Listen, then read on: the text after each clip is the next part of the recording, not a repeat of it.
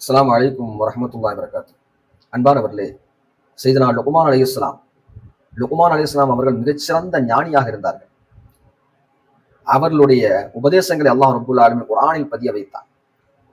அவர்கள் ஒரு காலத்தில் ஒரு நபரிடத்தில் அடிமையாக இருந்தார்கள். சிறிது காலம் கழித்து மிகப்பெரிய மக்கள் கூட்டத்திற்கு உபதேசம் செய்து கொண்டிருந்தார்கள். அப்போது ஒரு நபர் அவரிடத்தில் கேட்டார்கள், நீங்கள் ஒரு காலத்தில் ஒரு நபருக்கு அடிமையாக இருந்தீர்களே, இப்படி இவ்வளவு பெரிய ஞானம் கொடுக்கப்பட்டு மக்களுக்கு உபதேசம் செய்யக்கூடியவராக நீங்கள் ஆனதற்கு காரணம் என்ன?